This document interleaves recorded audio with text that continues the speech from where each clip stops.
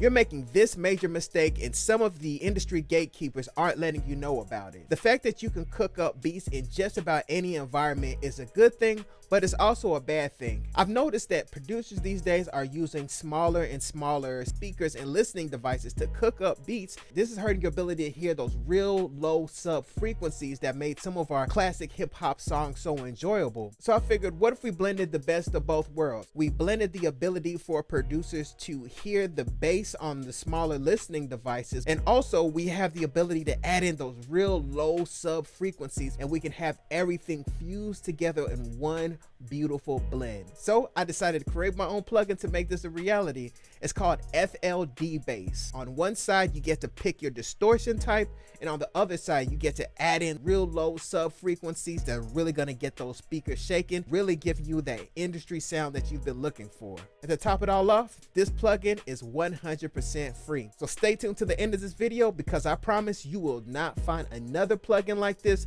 on the market. You ready? Let's get into it.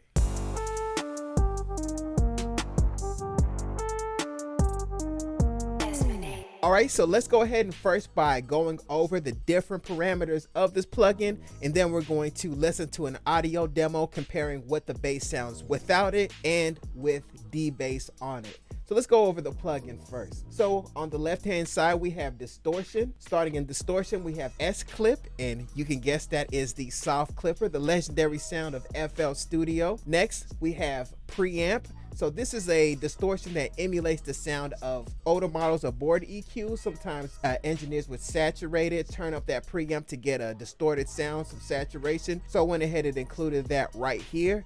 And then here we have H-Clip, hard clipping. So that's another type of buzzy distortion that you can add to your bass, once again to make sure that it cuts through on small speakers. Moving down here a little bit further, we have filter. Now filtering, this is a low pass filter. So after you add that buzziness and distortion to your bass or 808, you can go ahead and filter it out to make sure it's nice and smooth and tailored towards your specific taste and the specific beat that you're working on. So we don't want things just poking out and ultra distorted. We want it to be smooth, bassy, and rumble the way that it should. All right, and moving over here to the right hand side, we have sub generator. So this is where we're going to add in those low sub frequencies, and it's somewhat similar to R-Bass. One could say allegedly it's similar to R-Bass. I don't know where they would get that from, but hey, it's here on this free plugin. So here we have sub. This is where you can go ahead and dial in your sub frequency, and this is going to work with drive. So you turn up the sub,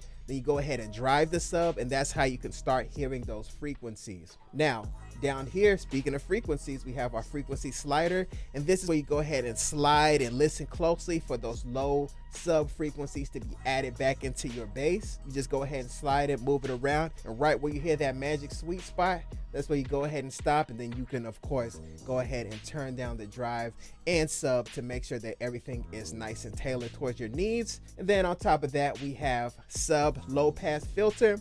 So if you notice that some of those low end sub that is added back into your bass is a little too distorted down there, you can go ahead and use this, dial that in to make sure that the low end is ultra smooth down there. I really haven't had to use it, but it's there just in case you want to be extra detailed and, you know, old bougie and extra detailed. You can go ahead and use sub LPF to really smooth out the sub LPF to really smooth everything out. Then down here we have the standard parameters. Of course we have in, this where you can drive the bass in. We have bypass, so you can A and B what the bass sounds like with D-Bass and without D-Bass. I use this also to make sure I'm not just changing things, that I'm actually improving how things sound. And on top of that, I use the out to make sure I'm gain matching everything.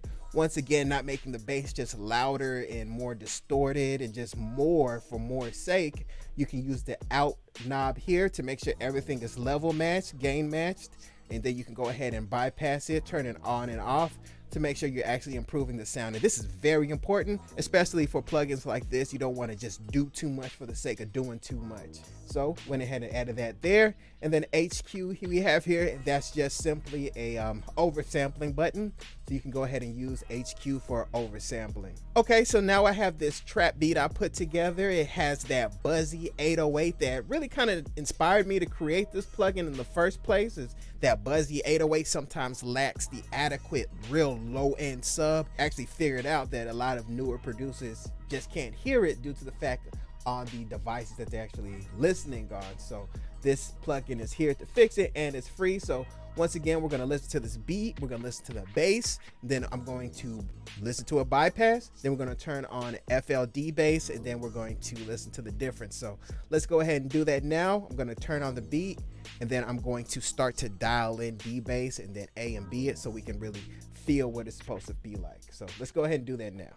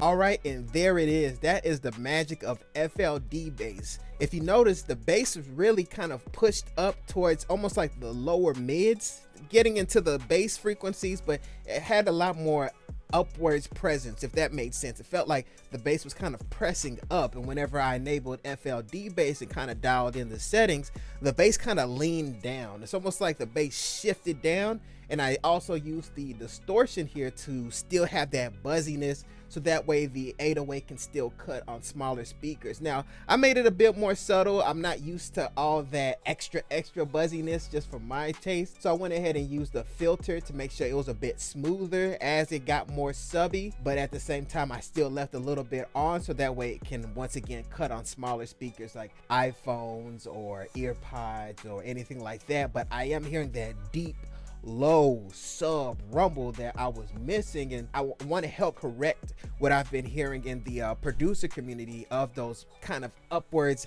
tight bassiness that's not letting go and just rumbling and just thundering. And driving through Texas, and I'm looking at the different cars, and people's cars are just shaking because the producer, you know, had those great 808s without distorting them so much that it hacked off the sub frequencies. So once again, that's why I created this FL Studio Patcher plugin to help the community. Once again, this plugin is 100% free. It's for FL Studio users, so just go ahead and download it, put it on your beats, and make some low and nice strong bassy music. Make sure you check out the description or the pinned comment to get FLD bass. Once again, it is free for now. I can't promise it's always going to be free. I just want you guys to give it a try. Let me know what you think in the comments, and hopefully I'm contributing to the advancement of the producer community. I'm Desmond A. Make sure you hit like and subscribe, and once again, I am here to help you make better sounding music one video at a time. I'll see you next time.